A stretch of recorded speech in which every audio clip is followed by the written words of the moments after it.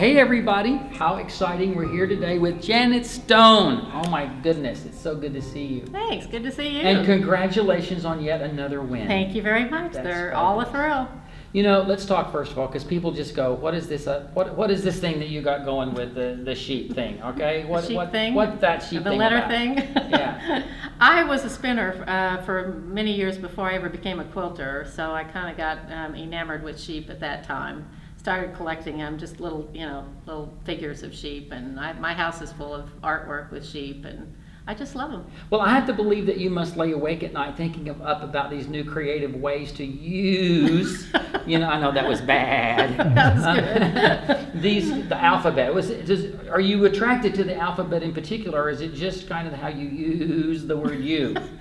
Well, I've always been attracted to letters. My mom was in the printing business, and I used to hang out with her at the print shop where she worked, and there were catalogs there that had, just page after page of letters, and I was just fascinated as a kid as to how many ways you could design letters.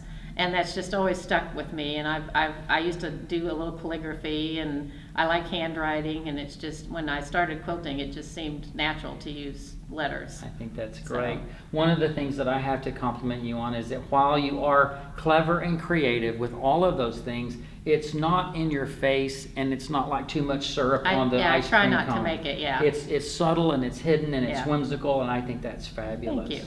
Now, the quilt behind us, let's talk a little bit about Okay. that. Tell us about it. Well, I was asked to do to make the raffle quilt for IQA. They have a raffle quilt every year. That they use to make money for education. So they asked me a couple of years, I think, ago to design one, and I said I would do it. I would design it and make it if I didn't have to quilt it, because the quilting is the hardest part for me. So a friend of mine, Lori Tigner, did the quilting on it, and she did a great job on it. She did. Yeah. So let's talk about that, because you just said quilting is difficult, and yet your quilting is beautiful, stunning, and people praise it. Yeah. So, and I'm with you, because I Yeah. just want to hear your thoughts.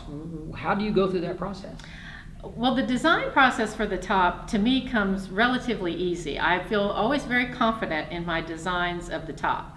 And I design things pretty much the old-fashioned way on graph paper with pencil. And I don't really design anything completely until I start working with the fabric, which gives me a little more inspiration. Sure. So once I get the top done, then it's like my brain has to think all over again as to a design to put on top of that design. Right. And that is difficult for me. I like to try to come up with something different with each quilt, not the same old feathers and crosshatch or whatever, which I do use when necessary. Yeah. But for me, it's difficult to think in layers like that as to think of a design on top of the design. It is hard. It is hard. It's really hard. And another thing is, when you're in the design stage, or you're in the production of the quilt top stage, do you specifically leave areas that, even if you've not decided how you're going to quilt it, that this is going to be quilted, or do you leave it? Do you leave it blank or fill it in is the question. I try not to leave a lot of blank spaces because I prefer to do applique over quilting.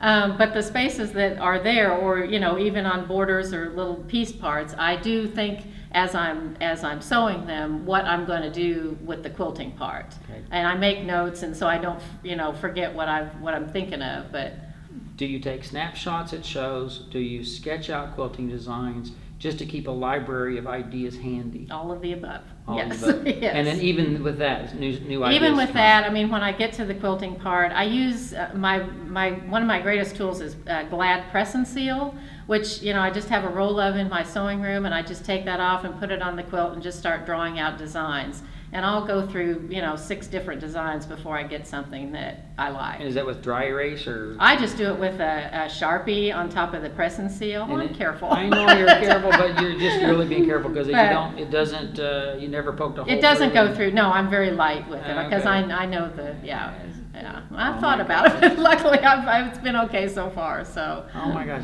we love chatting with you. It's so fun to watch what you've done. You've not been quilting that long.